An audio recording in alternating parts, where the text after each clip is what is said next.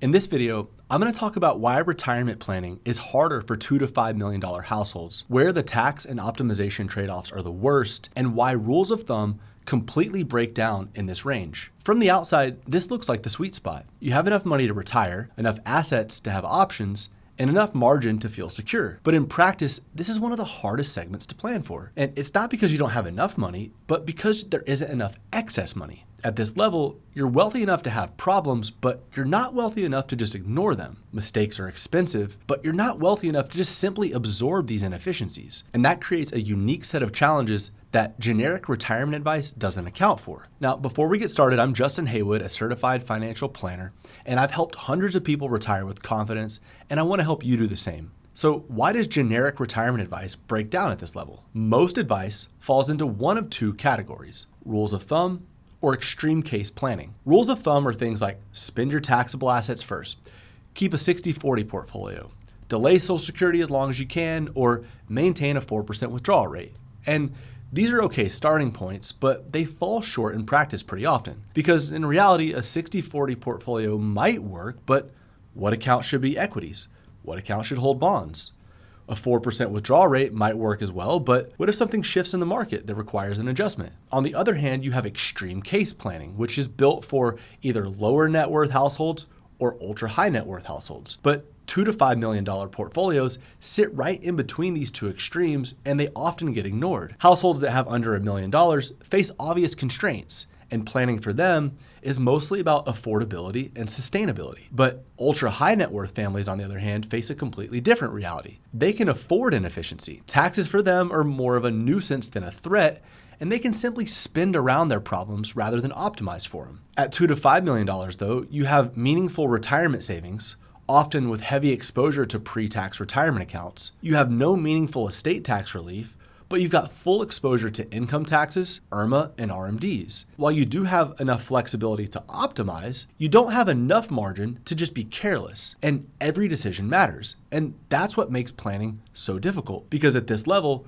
retirement planning becomes an optimization problem. You're trying to maximize your after-tax income to support your lifestyle, minimize your lifetime taxes, control your Medicare premiums, preserve flexibility, potentially protect a surviving spouse, and possibly leave assets efficiently to your heirs. But the problem is that you can't optimize everything at once because every decision involves trade-offs. You either have lower taxes now or lower taxes later. Higher income today versus higher income later on. Portfolio growth versus volatility control.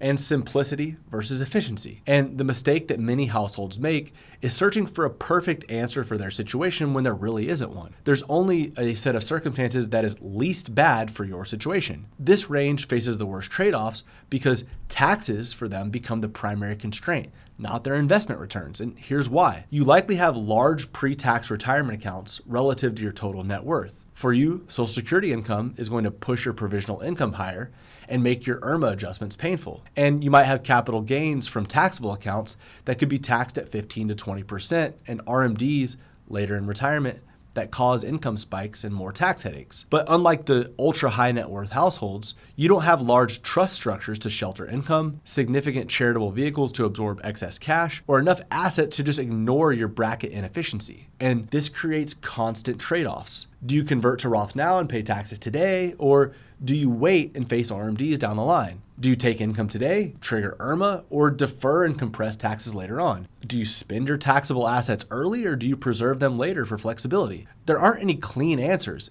Every move solves one problem while creating another. And there's also no estate tax relief at this level either, but you do have full income tax exposure. And this is one of the most misunderstood realities for $2 to $5 million households. Most families in this range fall below the estate tax threshold and will likely never owe any estate tax. And that sounds like good news until you realize what it actually means. It means that income taxes become the dominant tax, not estate taxes. And income taxes don't stop at death. Under current rules, pre-tax retirement accounts like IRAs must be distributed to heirs within 10 years.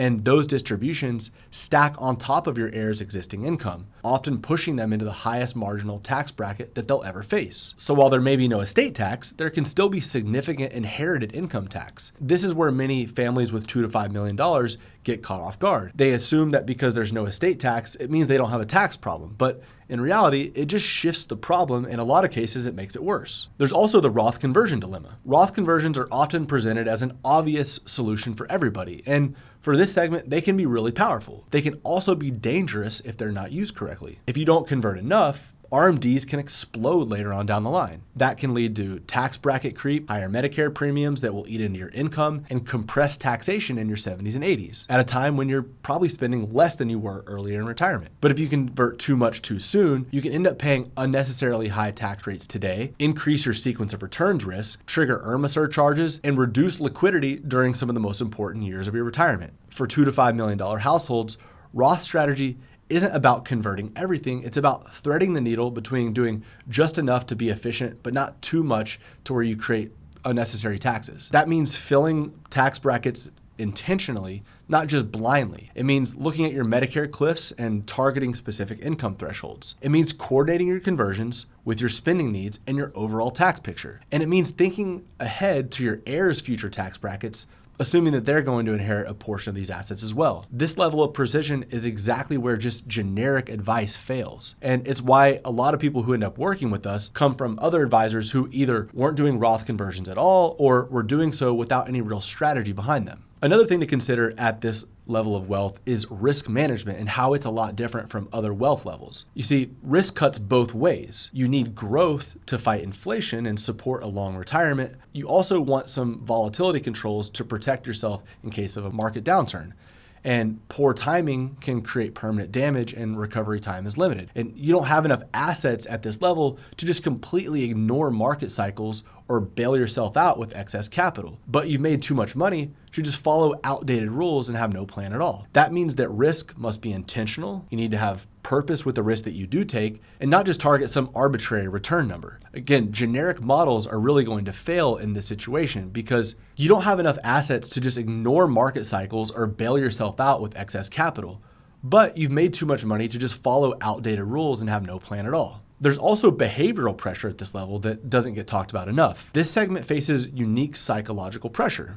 $2 to $5 million households often feel like they should be fine, but they hesitate to ask for help. They compare themselves upward for fear of running out of money, but they don't want to admit it. And this leads to one of two things, either over-conservatism that erodes your purchasing power or over-aggressiveness chasing returns. And neither extreme works well. Good planning in this range provides clarity, not just generic projections.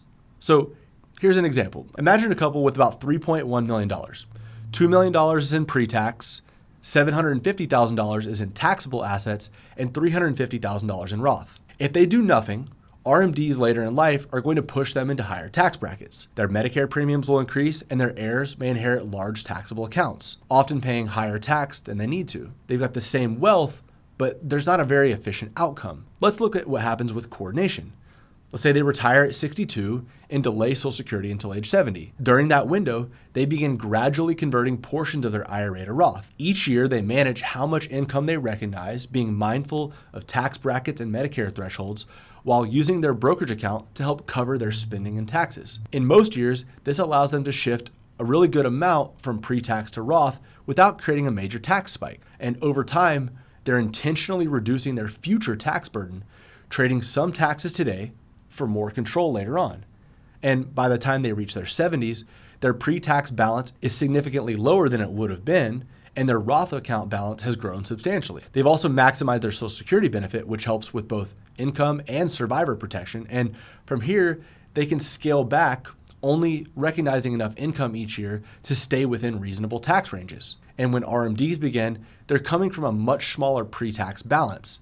And that often means staying in a lower tax bracket for the rest of retirement instead of being pushed into higher brackets later on if they had done nothing. That difference, managing taxes over time instead of reacting to them later on, is what can turn that same $3.1 million into a meaningfully different after-tax outcome. The same portfolio, but just a completely different result. Often for investors in this range, This represents an increase of roughly 10 to 15% of their overall balance. Households with $2 to $5 million don't need more products, they just need better planning, because at this level, you don't need exotic investments. You don't need complexity just for complexity's sake. You need integrated tax planning, income modeling, risk alignment, and clear decision frameworks and ongoing coordination. The value isn't beating the market, it's in avoiding avoidable mistakes. In this range, mistakes tend to be really expensive, and you've worked way too hard just to leave it to chance. That's where working with a fiduciary financial advisor who specializes in these situations can be a really big help. If this describes you and what you're going through, we'd love to talk with you. Our firm, Haywood Wealth Management, specialized in solving problems just like this